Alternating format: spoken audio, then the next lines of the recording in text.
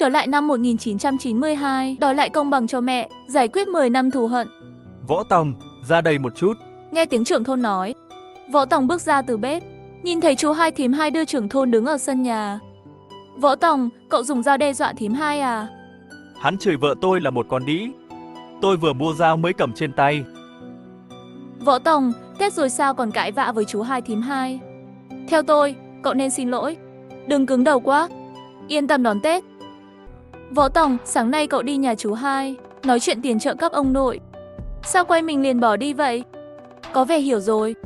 Chú hai thím hai đến tìm Võ Tòng vì tiền trợ cấp ông nội. Võ Tòng, anh cả chị dâu tuy không còn nữa, nhưng gia đình mày cũng nên đóng góp chút nào chứ. Một năm chỉ 100 tệ, mày ít chơi bài chút là đủ rồi. Chú hai, 100 tệ tôi đưa là cho chú hai à, hay cho ông nội? Chú hai nhìn thím hai một cái. Võ Tòng hiểu rồi. Đòi tiền Võ Tòng là ý tưởng của thím hai. Võ Tòng, ông nội còn sống, mày nên giúp ông nội chút ít chứ. Đóng góp chút tiền. Chú hai, sáng nay tôi đến nhà hỏi ông nội ở đâu. Chú hai có nghe ý tôi nói không? Chú hai hoàn toàn không hiểu. Võ Tòng, ý mày là gì? Chú hai, tôi hỏi lại một lần nữa trước mặt trưởng thôn. Ông nội có ở nhà chú hai không? Ý mày là gì? Ông nội không ở nhà chú hai, vậy thì ở đâu? Thím hai nói ông nội ở nhà thím hai. Ông nội tôi ăn gì buổi sáng? Ông nội ăn gì buổi trưa? Nói đi, ông nội tôi ăn gì buổi sáng? Ông nội ăn gì buổi trưa? Chúng tôi ăn gì buổi trưa thì mang cho ông nội ăn đấy, con cần hỏi à? Đến bây giờ họ vẫn chưa nhìn thấy ông nội một lần. Không biết ông nội ở đâu. Trưởng thôn, đi nào, trước mặt ông nội tôi đưa tiền sinh hoạt cho chú hai. Chú hai cho ông nội ở căn lều tồi tàn nhất. Chú trưởng thôn, ông vào gọi ông nội tôi ra đi. Chú ấy không ở nhà đâu. Hả, cha tôi không ở nhà, cha tôi ở đâu? Tôi sao biết được. Bà mang cơm chưa cho cha tôi, sao bà lại nói không biết? Chắc ông ấy đi đâu loanh quanh ấy mà. Tôi cần gì quan tâm cha anh ăn gì buổi trưa.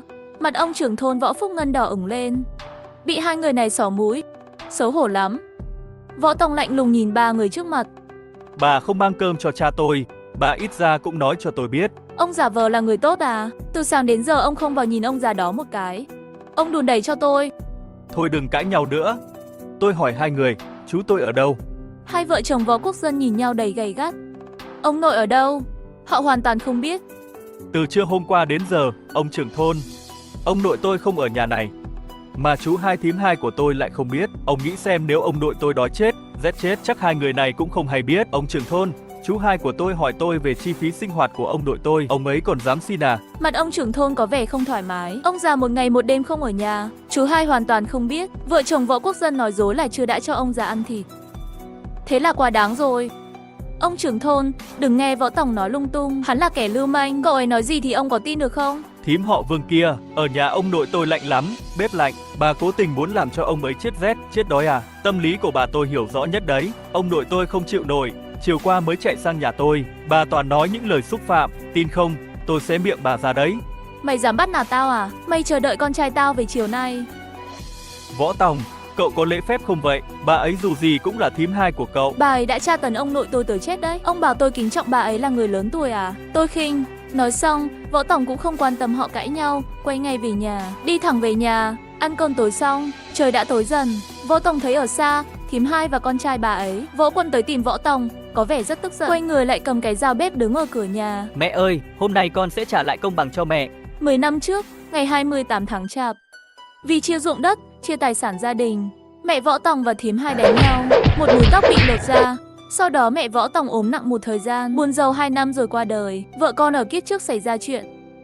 Võ Tòng rời làng, đến lúc chết vẫn chưa kịp làm sáng tỏ mâu thuẫn này. Lòng này không còn muốn có tiếc nuối nữa. Đứng yên, đứng đây nói chuyện. Võ Tòng, mày dám xúc phạm đến thím hai ruột của mày rồi. Mày không coi trọng người lớn tuổi à? Võ Quân, mày không coi trọng con của bác ruột mày à? Tại sao tao phải coi trọng mẹ mày? Đừng nhắc lại chuyện xưa, mâu thuẫn của người lớn, chúng ta không thể hiểu rõ được. Tao không muốn nhắc lại. Võ Quân, mày không muốn nhắc sao? Tao muốn đi sâu vào điều đó. Cảnh mẹ mày là Vương Cầm kéo đầu mẹ tao khiến tao phải trả thù. Tao phải trả thù lại. Võ Tòng, cậu đừng nói lung tung. Đánh hắn đi, đánh chết hắn đi. Vô Quân lao thẳng về phía trước, Võ Tòng đón đầu.